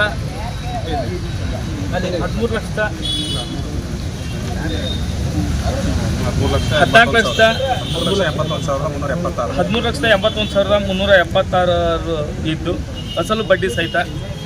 ಆದರೆ ನಾವು ಸಾಕಷ್ಟು ಬಾರಿ KSRTC ಕುಷ್ಟಗಿಯವರಿಗೆ ಭೇಟಿ ನೀಡಿ ಮಾನ್ಯ ನ್ಯಾಯಾಲಯದ ಆದೇಶದಂತೆ ಡಿಗ್ರಿ ಹಣವನ್ನು ಜಮಾ ಮಾಡಲು ವಿನಂತಿಸಿಕೊಂಡಾಗ ಕೂಡ ಅವರು ಯಾವುದೇ ರೀತಿ ನಮಗೆ ಸ್ಪಂದನೆ ಮಾಡಲಿಲ್ಲ.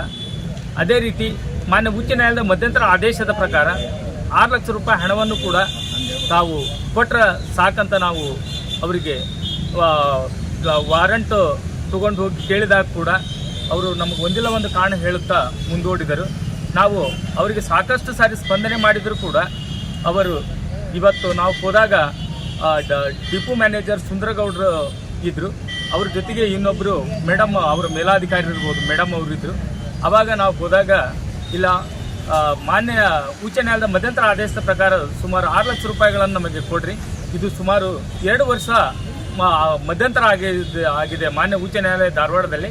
ಮಾನ್ಯ ಉಚ್ಚ ನ್ಯಾಯಾಲಯದಂತೆ ನಮಗೆ ಕೊಟ್ಟರೆ ಸಾಕು ಅಂತ ಕೇಳಿದಾಗ ಮೇಡಮ್ ಅವರು ನಮಗೆ ಒಂದು ಸರಿಯಾದ ರೀತಿ ಅಥವಾ ಗೌರವದಿಂದ ನಡೆದುಕೊಳ್ಳದೆ ಅವರು ತಮಗೆ ಹೇಳಿಲ್ಲ, ನಮ್ಮಲ್ಲಿ 2008-10 ವರ್ಷ ಪ್ರಕರಣ ಇದ್ದವು, ನಿಮಗೆ ಅಮೌಂಟ್ ಕೊಡೋದು ಆಗೋದಿಲ್ಲ ಅಂತ ಅವರು ಹೇಳಿದರು.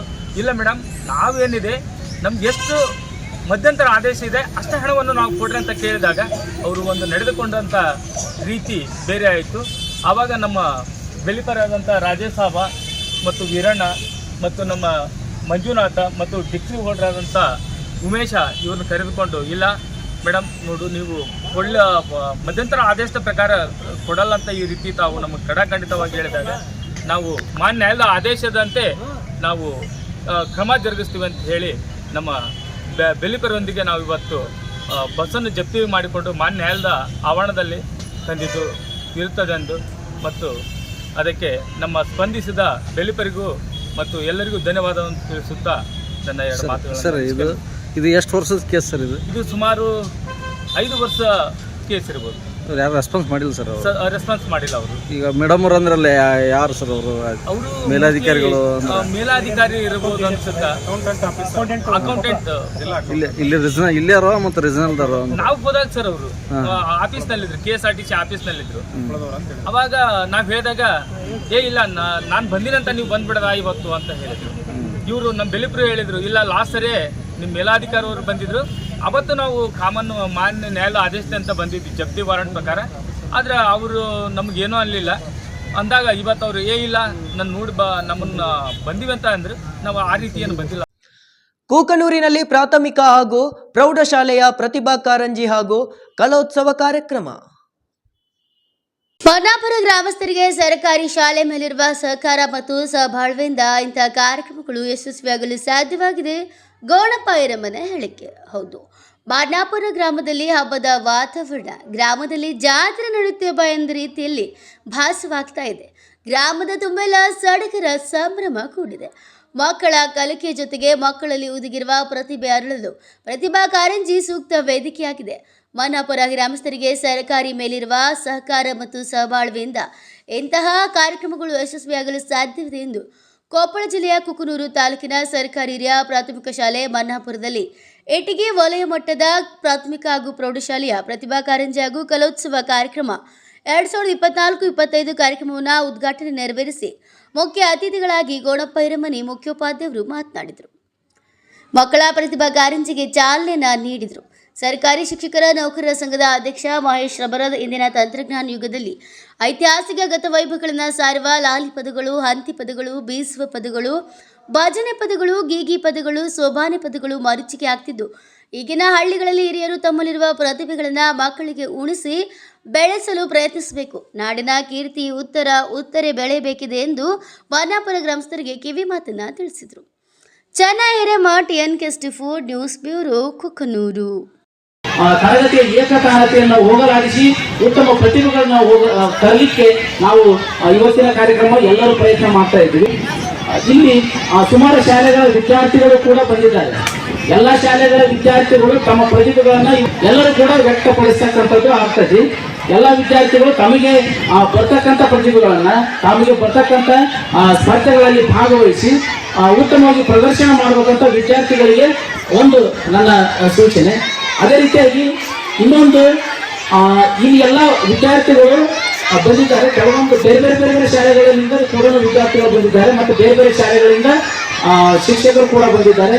ಅದರಲ್ಲಿ ಕೂಡ ಶಿಕ್ಷಕರು ಅವರ ಪ್ರತಿಭೆಗಳನ್ನು ಗುರುತಕ್ಕಂಥ ಸಂದರ್ಭದಲ್ಲಿ ಸ್ಪರ್ಧೆಯಲ್ಲಿ ಒಂದು ನಿರ್ಣಯವನ್ನು ಪಕ್ಷಪಾತದಿಂದ ಮಾಡಬಾರ್ದು, ನಿಷ್ಪಕ್ಷಪಾತವಾಗಿ ಮಾಡಬೇಕನ್ನೋದು ಒಂದು ನಮ್ಮ ನಿರ್ಣಾಯಕರಲ್ಲಿ ಒಂದು ನಾನು ಸಲಹೆ ಕೊಡಲಿಕ್ಕೆ ಇಷ್ಟಪಡ್ತಾ ಇದ್ದೀನಿ. ಬಂಧುಗಳೇ, ಈ ಊರಿನ ಜಾತ್ರೆ ಅಕ್ಷರ ಜಾತ್ರೆ ಅಂತ ಹೇಳಿದ್ರೆ ತಪ್ಪಾಗಲಿಕ್ಕಿಲ್ಲ. ಈ ಒಂದು ಹಬ್ಬದಂತೆ ಕರಿಯಮ್ಮನ ಗುಡಿ ಹತ್ರ ಪೆಂಡಲ್ ಹಾಕಿ ಗೋಧಿ ಹುಡುಗಿಯ ಸಂಭ್ರಮ, ಶಾಲೆಯಲ್ಲಿ ಉಪ್ಪಿಟ್ಟು ಮಾಡಿ ಎಲ್ಲರನ್ನು ಸ್ವಾಗತ ಮಾಡಿ ಬ್ಯಾಚ್ ಹಾಕಿ ಅತ್ಯಂತ ಒಂದು ಸಂಭ್ರಮದಿಂದ ಈ ಒಂದು ಕಾರ್ಯಕ್ರಮವನ್ನು ಮಾಡ್ತಿದ್ರೆ, ಒಟ್ಟು ಮಕ್ಕಳ ಒಂದು ಕಲಿಕೆಗೆ ಅತ್ಯಂತ ಬದ್ಧತೆಯಿಂದ ಗ್ರಾಮಸ್ಥರು ತನು ಮನ ಧನ ಸುಮಾರು 1 ಲಕ್ಷಕ್ಕಿಂತ ಅಧಿಕ ಒಂದು ಹಣವನ್ನು ಸಂಗ್ರಹ ಮಾಡಿ ಉಳಿದ ಹಣದಿಂದ ಈ ಶಾಲೆಯ ಒಂದು ಸುಣ್ಣ ಬಣ್ಣ ಮಾಡ್ತಕ್ಕಂಥ ಒಂದು ಕಾರ್ಯಕ್ರಮವನ್ನು ಹಾಕಿದ್ರೆ, ಇಂಥ ಎಲ್ಲ ಕಾರ್ಯಕ್ರಮಕ್ಕೆ ತಮ್ಮ ಸಹಕಾರ ಐತಲ್ಲ, ಅದನ್ನೆಂದೆಂದು ನಾವು ಚಿರಸ್ಮರಣೀಯವಾಗಿ ನೆನಪಿಟ್ಟಿರ್ತೀವಿ ಅಂತಕ್ಕಂಥ ಮಾತನ್ನ ನಾನು ಮತ್ತೊಮ್ಮೆ ಹೇಳ್ತೇನೆ. ಲಾವಣಿ ಪದಗಳಾಗಲಿ, ಹಂತಿ ಪದಗಳಾಗಲಿ, ಭಜನಾ ಪದಗಳಾಗಲಿ ಅಥವಾ ಕುಟ್ಟುವ, ಬೀಸುವ, ಲಾಲಿಯ ಹಾಡುವಂತ ಹಲವಾರು ಹಾಡುಗಳನ್ನ ನಮ್ಮ ನಾಲಿಗೆ ಆಗಾಗ ಗುಣಗುಣಿಸ್ತಾ ಇತ್ತು. ಇವತ್ತು ಬಹುಶಃ ನಾವು ಯಾವ ಹಂತದಲ್ಲಿ ಬದುಕ್ತಾ ಇದ್ದೀವಿ ಅಂತಂದ್ರೆ, ಇವತ್ತಿನ ಹೆಣ್ಣು ಮಕ್ಕಳು ಒಂದು ಮಗುವಿಗೆ ಜನ್ಮ ನೀಡಿದ್ರೆ ಆ ಮಗುವನ್ನು ಸಂತೈಸುವಂತ ಅದ್ಭುತ ಶಕ್ತಿಯಾಗಿರ್ತಕ್ಕಂಥ ಲಾಲಿ ಪದಗಳೇ ಇವತ್ತು ನಮ್ಮ ಹೆಣ್ಣು ಮಕ್ಕಳಿಗೆ ಬರ್ತಾ ಇಲ್ಲ. ಲಾಲಿ ಹಾಡುಗಳೇ ಇವತ್ತು ನಾವು ಕಣ್ಮರೆಯಾಗಿ ಹೋಗ್ತಾ ಇವೆ. ಇವತ್ತು ನೋಡಿ ಯಾವ ಹಂತದಲ್ಲಿ ನಮ್ಮ ಸಂಸ್ಕೃತಿ ಅಧಃಪತನಕ್ಕೆ ಇವತ್ತು ಹೋಗ್ತಾ ಇದೆ. ಆ ಸಂಸ್ಕೃತಿಯನ್ನ ಇವತ್ತು ಪುನರುಜ್ಜೀವನಗೊಳಿಸುವಂತ ಸಂದಿಗ್ಧ ಕಾಲಗಳು ಇವತ್ತು ನಾವು ಬಂದು ನಿಂತಿದ್ದೇವೆ. ಯಾದಗಿರಿಯಲ್ಲಿ ಉಮೇಶ್ ಕೆ ಮುದ್ನಾಳ್ ರವರ ಮನವಿಗೆ ಸಕಾರಾತ್ಮಕವಾಗಿ ಸ್ಪಂದಿಸಿದ ಸಚಿವರು. ಉಮೇಶ್ ಕೆ ಮುದ್ನಾಳ್ ಅವರ ಮನವಿಗೆ ಸಕಾರಾತ್ಮಕವಾಗಿ ಸ್ಪಂದಿಸಿದ ಸಚಿವರು ರೈಲ್ವೆ ಖಾತೆ ಸಚಿವರಾದ ವಿ ಸೋಮಣ್ಣ ಅವರಿಗೆ ಕೂಲಿ ಸಮಾಜದಿಂದ ಮನವಿ. ಇಂಟರ್ಸಿಟಿ ಸೇರಿ ಎಲ್ಲ ಎಕ್ಸ್ಪ್ರೆಸ್ ನಿಲುಗಡೆ ಉಮೇಶ್ ಮುದ್ನಾಳ್ ಒತ್ತಾಯ. ಕೂಲಿ ಸಮಾಜದ ರಾಜ್ಯ ಸಂಘಟನಾ ಕಾರ್ಯದರ್ಶಿಯಾದ ಉಮೇಶ್ ಕೆ ಮುದ್ನಾಳ್ ಹಾಗೂ ಸಾಮಾಜಿಕ ಹೋರಾಟಗಾರರ ನೇತೃತ್ವದಲ್ಲಿ ರೈಲ್ವೆ ರಾಜ್ಯ ಖಾತೆ ಸಚಿವರಾದ ವಿ ಸೋಮಣ್ಣ ಅವರಿಗೆ ಸಪ್ತಪದಿ ರೆಸಾರ್ಟ್ನಲ್ಲಿ ಮನವಿ ಸಲ್ಲಿಸಿ ಮಾತನಾಡಿದರು. ಅವರು ಯಾದಗಿರಿ ಜಿಲ್ಲೆಯಲ್ಲಿ ರೈಲ್ವೆ ನಿಲ್ದಾಣವಾಗಿ ಒಂದು ದಶಕವೇ ಕಳೆದಿದ್ದು ಸ್ವತಂತ್ರ ಸಿಕ್ಕ 75 ವರ್ಷ ಗತಿಸಿದ್ದು ಜಿಲ್ಲಾ ಕೇಂದ್ರವಾಗಿ 14 ವರ್ಷಗಳು ಕಳೆದರೂ ಕೂಡ ಕೆಲವು ಎಕ್ಸ್ಪ್ರೆಸ್ ರೈಲುಗಳು ನಿಲುಗಡೆ ಆಗುತ್ತಿಲ್ಲ. ಆದರೆ ವಾಡಿ ಮತ್ತು ಸೇಡಂನಲ್ಲಿ ಎಕ್ಸ್ಪ್ರೆಸ್ ರೈಲು ನಿಲುಗಡೆ ಆಗುತ್ತಿದ್ದು, ಆದರೆ ಜಿಲ್ಲಾ ಕೇಂದ್ರವಾಗಿ 14 ವರ್ಷವಾದರೂ ಯಾದಗಿರಿಯಲ್ಲಿ ನಿಲ್ಲುತ್ತಿಲ್ಲ ಯಾಕೆ ಎಂದು ಮನವಿ ಸಲ್ಲಿಸಿ ಪ್ರಶ್ನಿಸಿದಾಗ ಮಾನ್ಯ ಸಚಿವರು ಕೊರೋನಾದಲ್ಲಿ ರದ್ದಾಗಿದ್ದ ರೈಲುಗಳನ್ನು ಶೀಘ್ರದಲ್ಲಿಯೇ ಮರು ಆರಂಭ ಮಾಡುವುದಾಗಿ ಭರವಸೆ ನೀಡಿ ಉಳಿದ ರೈಲುಗಳು ನಿಲುಗಡೆ ಮಾಡಲು ಹಂತ ಹಂತವಾಗಿ ನಿಲ್ಲಿಸುವುದಾಗಿ ಸಕಾರಾತ್ಮಕವಾಗಿ ಸ್ಪಂದಿಸಿದ್ದಾರೆ. ನಂತರ ಉಮೇಶ್ ಕೆ ಮುದ್ನಾಳ್ ಅವರು ಮಾತನಾಡಿ, ನಾವು ಈ ವಿಷಯವಾಗಿ ಸುಮಾರು ವರ್ಷಗಳಿಂದ ಹೋರಾಟ ಮಾಡುತ್ತಾ ಮನವಿ ಸಲ್ಲಿಸುತ್ತಾ ಬಂದರು.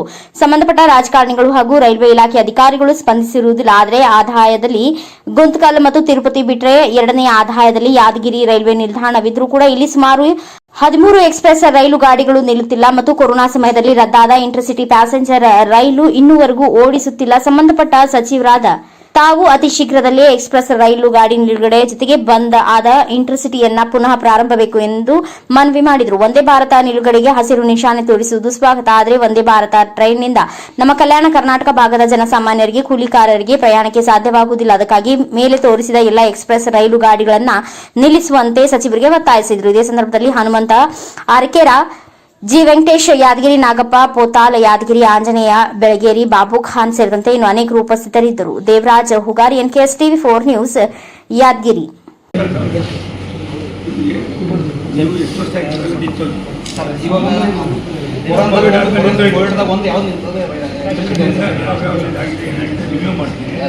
ಎಷ್ಟು ಸಾಧ್ಯ ಇಲ್ಲಿ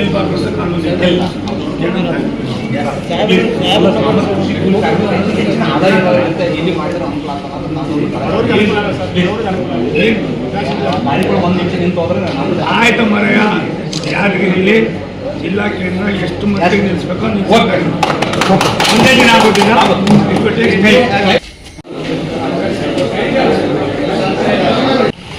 ಯಾದಗಿರಿ ಜಿಲ್ಲಾ ಕೇಂದ್ರದಲ್ಲಿ ರೈಲ್ವೆ ನಿಲ್ದಾಣ ಸುಮಾರು ಶತಮಾನದ ಹಿಂದೆ ನಿರ್ಮಾಣವಾಗಿದೆ.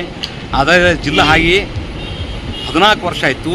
ಸ್ವಾತಂತ್ರ್ಯ ಸಿಕ್ಕ 78 ವರ್ಷ ಆದರೂ ಕೂಡ ಇಲ್ಲಿ ಏನಾದ ಕೊರೋನಾದಲ್ಲಿ ರದ್ದಾಗಿರ್ತಕ್ಕಂಥ ಟ್ರೈನು ಇನ್ನೂ ನಮಗೆ ಚಾಲೂ ಮಾಡಿಲ್ಲ.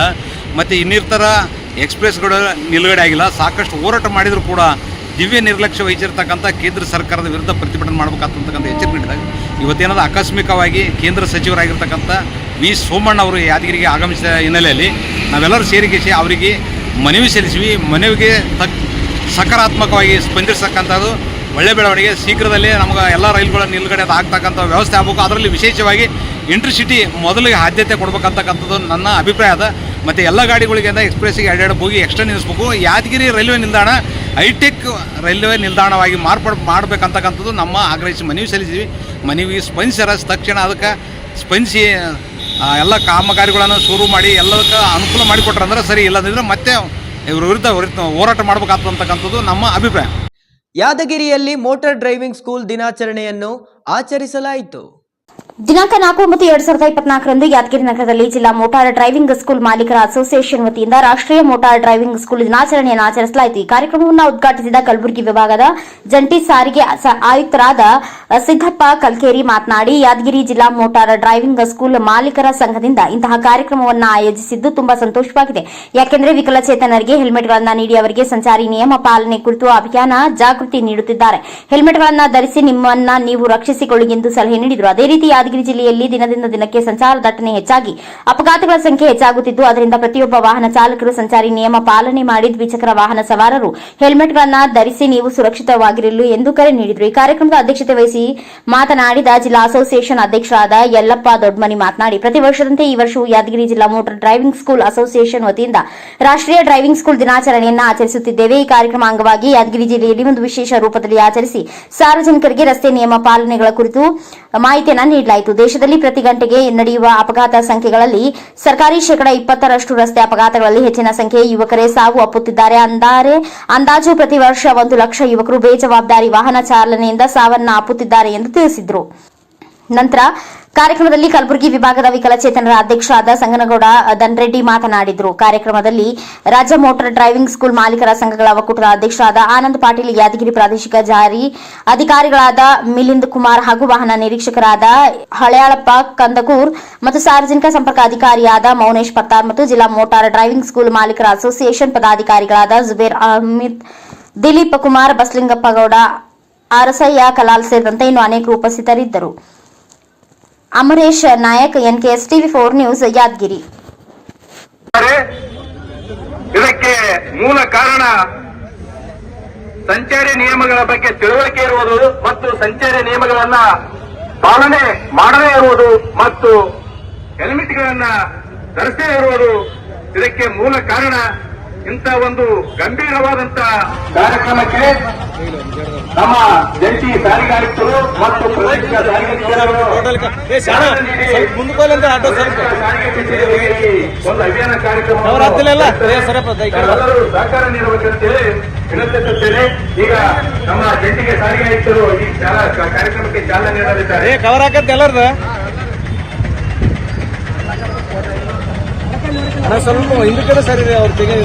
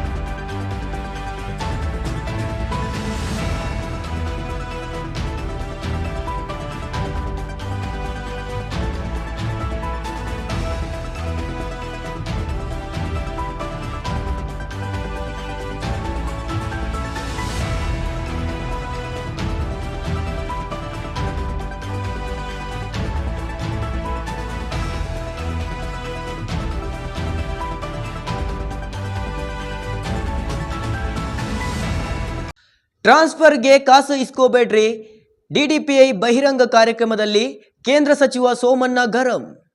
ಟ್ರಾನ್ಸ್ಫರ್ಗೆ ಕಾಸು ಇಸ್ಕೊಂಡ್ರೆ DDPI ಬಹಿರಂಗ ಕಾರ್ಯಕ್ರಮದಲ್ಲಿ ಕೇಂದ್ರ ಸಚಿವ ಸೋಮಣ್ಣ ಗರಂ. ಯಾದಗಿರಿ ಜಿಲ್ಲೆಯ ವಡಗೇರ ತಾಲೂಕಿನ ತಡಿಬಿಡಿ ಗ್ರಾಮದಲ್ಲಿ ಘಟನೆ. ಯಾದಗಿರಿ ಶಿಕ್ಷಣ ಇಲಾಖೆಯ ತರಾಟೆ ತೆಗೆದುಕೊಂಡ ಕೇಂದ್ರ ರೈಲ್ವೆ ಖಾತೆ ಸಚಿವ ವಿ ಸೋಮಣ್ಣ. ಏನ್ರಿ DDPI ನಿಮ್ಮ ಕೆಲಸ ನಾಮಕೈ ವಾಸ್ತೇನಾ? ಬರೀ ಹೋದ ಪುಟ್ಟ ಬಂದ ಇದೇನಾ ನಿಮ್ಮ ಕೆಲಸ? 3,000 ಶಿಕ್ಷಕರು ಇಲ್ಲ ಶಾಲೆಯಲ್ಲಿ, ಬರೀ ಇಲಾಖೆ ಮಾತ್ರ ಇದೆ. ಏನ್ ಮಾಡ್ತೀರಾ ಕೆಲಸ?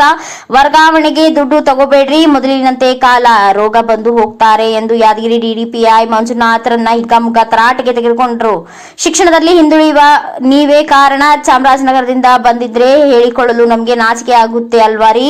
ಯಾದಗಿರಿಯಲ್ಲಿ ಕೇಂದ್ರ ಸರ್ಕಾರದ ಸಂಪೂರ್ಣಾತ್ಮಕ ಅಭಿಯಾನದಲ್ಲಿ ಪಾಲ್ಗೊಂಡ ಅಧಿಕಾರಿಗಳ ಕೆಲಸಕ್ಕೆ ಗರಂ ಆದ್ರು.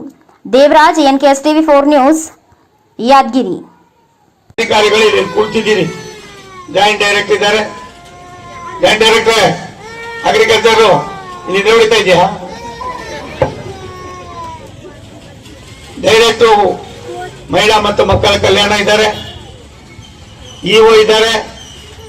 ಡೆಪ್ಯೂಟಿ ಡೈರೆಕ್ಟರ್ ವಿದ್ಯಾ ಇಲಾಖೆ ಎಜುಕೇಶನ್ ಇದ್ದಾರೆ. ಅವ್ರು ಮಾತ್ರ ನೋಡಿದ್ರೆ ಭಾರಿ ಖುಷಿ ಆಯ್ತದೆ. ಎಷ್ಟೇ ಸ್ಥಾನದಲ್ಲಿ ಇದ್ದೀರಿ ನೀವು? ಎಷ್ಟು ವರ್ಷ ಇದ್ದೀರಿ? 1 ವರ್ಷ. ಏನ್ ನಿಮ್ದು ಸಾಧನೆ? ಯಾವ ನ್ಯಾಯ? ಎಷ್ಟು ಜನ ಶಿಕ್ಷಕರಿಲ್ಲ? 3,000 ಶಿಕ್ಷಕರಿಲ್ಲ. ಕುಂದ್ಕೊಳ್ಳಪ್ಪ, ನನಗೆ ಗೊತ್ತು. ನೀನೇನ್ ಮಾಡ್ತಾ ಇದೀಯ? 3,500 ಶಿಕ್ಷಕರಿಲ್ಲ, ಇಲಾಖೆ ಮಾತ್ರ ಇದೆ ಅಂತ ಹೇಳಿದ್ರೆ ಎಷ್ಟು ಮಟ್ಟಿಗೆ ಇದು ನಾಚಿಕೆ ಗೇಡು. ನಾನು ರಾಜ್ಯ ಸರ್ಕಾರವನ್ನ ವಿನಂತಿ ಮಾಡ್ತೀನಿ, ಜಿಲ್ಲಾಧಿಕಾರಿಗಳು ಒಂದು ನೋಟನ್ನು ಕಳಿಸ್ಕೊಡಿ. ಪ್ರಧಾನಮಂತ್ರಿಗಳ ಆಶಯ 3,500 ಶಿಕ್ಷಕರು, ಒಟ್ಟು ಶಿಕ್ಷಕರು ಇರೋದೇ 7,000ನ. 7,000ದಲ್ಲಿ 50% ಶಿಕ್ಷಕರು ಇಲ್ಲ ಅಂದ್ರೆ ನಾನು ನಿನ್ನನ್ನು ಏನಂತ ದಂಡಿಸಕ್ಕಾಯ್ತದೆ ನಾನೇ ಯೋಚನೆ ಮಾಡ್ಬೇಕಾಗಿ. ಹಾಗಾದ್ಬಿಟ್ಟು ನೀನು ಆರಾಮ ಕಾಲ ಕಳೆಯೋದು ಅಲ್ಲ. ಇದ್ರ ಬಗ್ಗೆ ನೀವು ಹೋಗ್ಬೇಕು, ನಿಮ್ ಡಿಪಾರ್ಟ್ಮೆಂಟ್ ಅಲ್ಲಿ ಹೋಗ್ಬೇಕು, ಕುಳಿತುಕೋಬೇಕು. ಒಳ್ಳೆ ಕಮಿಷನ್ ಇದ್ದಾರೆ, ಕಾವೇರಿ ಅಮ್ಮ ಅವ್ರು ತಾನೆ, ಒಳ್ಳೆಯವರು ಇದ್ದಾರೆ. ನೀವು ಇವತ್ತು ಹೋಗಿ ನಾಳೆ ಹೋಗಿ ಅವ್ರ ಕೈಲಿ ನನಗೆ ಫೋನ್ ಕೊಡಿ. ನೀವು ಏನ್ ನಿಮ್ಮ ಹೆಸರು? ಮಂಜುನಾಥ. ಎಲ್ಲ ನಮ್ಮ APS ಮಂಜುನಾಥ. ಆ ಮಂಜುನಾಥನ್ ಇದನ್ನ ನೀನ್ ಮಂಜುನಾಥ ಬರ್ಕೋಪ. ನನಗೆ ನಾಳೆ ಮಧ್ಯಾಹ್ನ 1 ಗಂಟೆ ಒಳಗಡೆ ನಿಮ್ಮ ಕಮಿಷನ್ ರಿಂದ ನನಗೆ ದೂರವಾಣಿ ಬರ್ಬೇಕು. 3,500 ಮಕ್ಕಳಿಲ್ಲ ಅಂದ್ರೆ ಯಾವ ರೀತಿ ನಡೀತಾ ಇದೆ ಅನ್ನೋದನ್ನ ನಾವು ಯೋಚನೆ ಮಾಡ್ಬೇಕು. ನೋವಾಯ್ತದೆ. ಇಷ್ಟೊಂದು ಸಂಖ್ಯೆಯಲ್ಲಿ ಮಕ್ಕಳು ಕುಳಿತಿದ್ದಾರೆ. ನನಗೆ ತಿಂಗಳಲ್ಲಿ ಎಷ್ಟು ದಿನ ಇರ್ತಪ್ಪ ನೀನು? ಎಲ್ಲಿ? ಚಾಮರಾಜನಗರದಲ್ಲ? ಮೈಸೂರು? ಅದೇ ಯಾದಗಿರಿ ನೆಮಕ ವಸ್ತಿಗೆ ಬಂದ ಪುಟ್ಟ ಹೋದ ಪುಟ್ಟ. ಏನಪ್ಪ ನೀವು? ನೋ ಚಾಮರಾಜನಗರ ಅಂತ ನನಗೆ ಆಸೆ ಆಗ್ತದೆ. ಚಾಮರಾಜನಗರ ಜಿಲ್ಲೆ ಸ್ವಾಭಿಮಾನದ ಜಿಲ್ಲೆ. ಎಷ್ಟು ಕೆರೆಗಳು ನೀರು ತಗೊಂಡ್ಬಿಡ್ಸಿದ್ದೀನಿ. ಮಲೆ ಮಹದೇಶ್ವರರು ವಾಸ ಮಾಡ್ತಕ್ಕಂಥ ಜಿಲ್ಲೆ ಅದು. ಉಡಿಸ್ಬೇಡ್ರಿ, ಟ್ರಾನ್ಸ್ಫರ್ಗೆಲ್ಲ ಕಾಸಿಸ್ಕೊತಿರಂತೆ ಮಾಡಬೇಡ್ರಿ, ಬೇಡ್ರಿ ಮರೆಕಾಯ. ಕಾಯಿಲೆ ಹೆಂಗ್ ಬರ್ತದೆ ಗೊತ್ತಿಲ್ಲ ಕಣಪ್ಪಲ್ಲಿ. ಮೊದ್ಲಂಗಿಲ್ಲ ಪ್ರಪಂಚ, ಮೊದ್ಲಂಗಿಲ್ಲ ಪ್ರಕೃತಿ, ಮೊದ್ಲಂಗಿಲ್ಲ ನೇಚರು. ಕೊಡ್ತಿದಾರ ನನ್ನ ತಾಯಂದಿರು. ಸಂಪತ್ತು ಭರಿತವಾದ ಕಲ್ಯಾಣ ಕರ್ನಾಟಕದಲ್ಲಿ ಶಿಕ್ಷಣ ರಂಗದಲ್ಲಿ ಗಟ್ಟಿತನ ಬರಬೇಕು ಎಂದು ಸದಾಶಿವ ಮಹಾಸ್ವಾಮೀಜಿ ಕುಷ್ಟಗಿಯಲ್ಲಿ ಹೇಳಿದರು. ಸಂಪತ್ತು ಭರಿತವಾದ ನಮ್ಮ ಕಲ್ಯಾಣ ಕರ್ನಾಟಕ ಯಾವುದಕ್ಕೂ ಕಮ್ಮಿ ಇಲ್ಲ. ಈ ನಮ್ಮ ನಾಡಿನಲ್ಲಿ ಸಂತರು ಶರಣರು ಜನಿಸಿದ ಈ ನಾಡು ಕಲ್ಯಾಣ ಕರ್ನಾಟಕ. ಆದರೆ ಉದ್ಯೋಗ ಮತ್ತು 371 ಜೇಕಲ ಮೀಸಲಾತಿ ಪಡೆಯುವಲ್ಲಿ ಗಟ್ಟಿತನ ಇಲ್ಲ. ಈ ಮೀಸಲಾತಿ ಬೇರೆಯವರ ಪಾಲಾಗ್ತಿದೆ. ಆದ್ದರಿಂದ ಶಿಕ್ಷಣ ರಂಗದಲ್ಲಿ ಗಟ್ಟಿತನ ಬರಬೇಕೆಂದು ಕೊತ್ತಲ ಬಸವೇಶ್ವರ ಭಾರತೀಯ ಶಿಕ್ಷಣ ಸಂಸ್ಥೆಯ ಸೇಡಂ ಅಧ್ಯಕ್ಷ ಮಹಾಸ್ವಾಮಿಗಳವರು ತಿಳಿಸಿದರು. ಅಲ್ಲಿನ SCCV BD ಮಹಾವಿದ್ಯಾಲಯ ಕುಷ್ಟಗಿ ಇವರುಗಳ ಸಹಯೋಗದಲ್ಲಿ ಭಾರತೀಯ ಸಂಸ್ಕೃತಿ ಉತ್ಸವ 7 ಸ್ವರ್ಣ 2025 ಕೊತ್ತಲ ಸ್ವರ್ಣ ಹಾಗೂ ಭಾರತೀಯ ಸಂಸ್ಕೃತಿ ಉತ್ಸವ 7 ಇದರ ನಿಮಿತ್ತವಾಗಿ ಸದಾಶಿವ ಸ್ವಾಮಿಗಳ ನೇತೃತ್ವದಲ್ಲಿ ಕಲ್ಯಾಣ ಕರ್ನಾಟಕ ವಿಕಾಸ ಪಥ ಕಾರ್ಯಕ್ರಮ ಉದ್ಘಾಟನಾ ಸಮಾರಂಭವನ್ನು ನೆರವೇರಿಸಿದರು. ನಂತರ ಮಾತನಾಡಿದ ಅವರು, ಮನುಷ್ಯನ ಜೀವನದಲ್ಲಿ ನೌಕರಿನೇ ಜೀವನವಲ್ಲ. ಜೀವನದಲ್ಲಿ ಇದನ್ನು ಕಲಿತರೆ ಏನಾದರೂ ಮಾಡಬಹುದು. ಈಗಿನ ದಿನಮಾನದಲ್ಲಿ ಸಾವಯವ ಕೃಷಿಯಲ್ಲಿ ಪಾಂಡಿತ್ಯವನ್ನು ಪಡೆದು ಅನೇಕ ಪ್ರಶಸ್ತಿಗಳನ್ನು ಪಡೆದವರಿದ್ದಾರೆ. ಅಂಥವರ ಸಾಲಿನಲ್ಲಿ ನಾವು ಕೂಡ ನಿಲ್ಲಬೇಕು. ನಮ್ಮ ಕಲ್ಯಾಣ ಕರ್ನಾಟಕ ಯಾವುದಕ್ಕೂ ಕಮ್ಮಿ ಇಲ್ಲ. ಸಂಪದ್ಭರಿತವಾದಂತಹ ಭೂಮಿ ನಮ್ಮಲ್ಲಿದೆ. ಅದನ್ನು ಬಳಸಿಕೊಳ್ಳಲು ನಾವು ಮುಂದಾಗಬೇಕು. ನಮ್ಮ ಹಕ್ಕು ಪಕ್ಕದ ಜಿಲ್ಲೆಯವರು ಬಂದು ಮೀಸಲಾತಿಯನ್ನು ಪಡೆದುಕೊಳ್ತಿದ್ದಾರೆ. ಅಂಥವರಿಗೆ ನಾವು ನಮ್ಮ ಹಕ್ಕುಗಳನ್ನು ಬಿಟ್ಟುಕೊಡಬಾರ್ದು. 371 ಜೇಕಲಂ ಸಮರ್ಪಕವಾಗಿ ಸದ್ಬಳಕೆ ಆಗಬೇಕಾದ್ರೆ ನಮ್ಮಲ್ಲಿನ ಗಟ್ಟಿತನವನ್ನು ನಾವು ಬೆಳೆಸಿಕೊಂಡು ಉಳಿಸಿಕೊಳ್ಬೇಕಾಗಿದೆ. ಆದ್ದರಿಂದ ಕಲ್ಯಾಣ ಕರ್ನಾಟಕ ಭಾಗದ ವಿದ್ಯಾರ್ಥಿಗಳು ಶಿಕ್ಷಣ ರಂಗದಲ್ಲಿ ತಮ್ಮ ವ್ಯಕ್ತಿತ್ವವನ್ನು ತೋರಿಸಿ ಉತ್ತಮ ವಿದ್ಯಾಭ್ಯಾಸವನ್ನು ಮಾಡಿ ಉನ್ನತ ಮಟ್ಟದ ಉದ್ಯೋಗವನ್ನು ಏರಲು ಮುಂದಾಗಬೇಕಂತ ಹೇಳಿದರು. NK24 news bureau Koppal.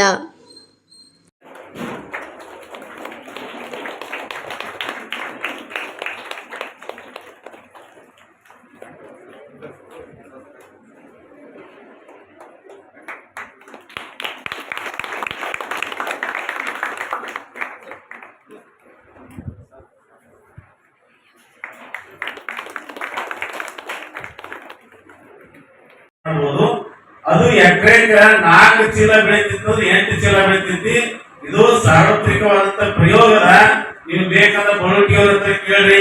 ಬ್ಯಾಡಪ್ಪ ನಮ್ಮ ಸ್ವಾಮಿಗಳದಾಗ ಅಲ್ಲಿ ಬಾಜೂರಾಗ, ಕೊಪ್ಪಳದಾಗ, ಯಲಬುರ್ಗಕಾರ, ಉಪನೂರ್ಕರ ನಮ್ಮ ಸ್ವಾಮಿ ಅವ್ರು ತಮ್ಮ ಹೊಲ ಎಲ್ಲ ಮಾಡ್ಯಾರ, ಹೋಗಿ ನೋಡ್ಬೇರಿ. ಆದ್ರೈತಲ್ಲ ಭೂಮಿಗೆ ಎಲ್ಲಿವರೆಗೆ ರಾಸಾಯನಿಕ ಗೊಬ್ಬರ ಹಾಕ್ತಿ ಬಹಳ ಇಳುವರಿನೂ ಬರೋದಿಲ್ಲ, ಭೂಮಿನೂ ಸ್ವಲ್ಪ ಕಳ್ಕೊಂಡು ಹೋಗ್ತದೆ. ಅದಾಗಬಾರ್ದಂತ ಸಾವಯವ ಕೃಷಿಯನ್ನು ಪ್ರಾರಂಭ ಮಾಡೀವಿ. ಇವತ್ತು ಯಾರ ಮನಿ ಒಳಗೆ ನೆವಣಿ ಉಂತಾರ, ಯಾರ ಮನಿ ಒಳಗೆ ಮುಚ್ಚಕ್ಕಿ ಉಂತಾರ, ಯಾರ ಮನ್ಯಾಗ ಆಡಿನ ಕುಡಿತಾರ ಅಂತ ಬೆಲ್ಲದ ಚಹಾ ಕುಡಿತಾರ ಬಡವರು ಅಂತಿದ್ರು. ಈಗ ಇವೆಲ್ಲ ಯಾರ ಮನ್ಯಾಗ ಕುರ್ಚಿ ಮ್ಯಾಗ ಕುಂತವ್ರ ಮನ್ಯಾಗ. ಅದಕ್ಕ ನೀವು ಡೈರೆಕ್ಟ್ ಹಾಲು ಮಾಡಿದ್ರೆ ಕಿಮ್ಮತ್ ಕಮ್ಮಿ, ಹಾಲು ಮಾಡಿ ಮೊಸರು ಮಾಡಿ ಮಜ್ಜಿಗೆ ಮಾಡಿ ತುಪ್ಪ ಮಾಡಿದ್ರ 2,500 ರೂಪಾಯಿ 1 kg ಹಾಕೋದು ತುಪ್ಪ ಕಿಮ್ಮತ್. ಪನ್ನೀರ್ ಮಾಡಿದ್ರೆ 60 ರೂಪಾಯಿ. ಮತ್ತೆ ನಾನೊಂದಿಷ್ಟು ಆರ್ಥಿಕತೆ ಸಹಾಯವನ್ನ ಡೊನೇಷನ್ ಅನ್ನ ಕೊಡ್ತೀವಿ ಅಂತ ಬಂದು, ಆದ್ರೆ ನೀವು ಮಹಿಳೆಯರಿಗಾಗಿನೇ ಕೆಲಸ ಮಾಡಬೇಕು ಅಂದ್ರೆ ಆಯ್ತು ಸರಿ ಮಾಡ್ತಾನೆ ಅಂತ ಪಾಟೀಲ್ಜಿ ಒಪ್ಕೊಂಡ ಮೇಲೆ ನಾವು ಮೊದಲನೇ ಹಂತದಲ್ಲಿ ಒಂದು 100 ಮಂದಿ ಮಹಿಳೆಯರಿಗೆ ಹೊಲಿಗೆ ತರಬೇತಿಯನ್ನು ಕೊಡ್ಬೇಕಂತ ಪ್ರಾರಂಭ ಮಾಡಿದ್ವಿ. ಅದು 8 ಜಿಲ್ಲಾ 7 ಜಿಲ್ಲೆಗೆ ವಿಸ್ತಾರ ಆದ ಮೇಲೆ ಸರಿಸುಮಾರು 3 ಲಕ್ಷ ಮಹಿಳೆಯರಿಗೆ ನಾವು ನಮ್ಮ ಸಂಸ್ಥೆಯಿಂದ ಹೊಲಿಗೆ ತರಬೇತಿಯನ್ನು ಕೊಟ್ಟಿದ್ದೇವೆ. 30,000 ಮಹಿಳೆಯರಿಗೆ ಹೊಲಿಗೆ ಯಂತ್ರವನ್ನ ಕೊಡುವಂತ ಕೆಲಸ ಮಾಡಿದ್ದೇವೆ.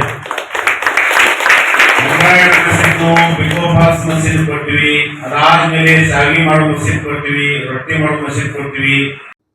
ಇದಿಷ್ಟು ಈ ದಿನದ ಪ್ರಮುಖ ಸುದ್ದಿಗಳ ನ್ಯೂಸ್ ಬುಲೆಟಿನ್. ನಿರಂತರ ಸುದ್ದಿಗಳಿಗಾಗಿ ನೋಡ್ತಾ ಇರಿ NKS TV4. ಇದು ನಿರಂತರ ಕಾರ್ಯಪಡೆ.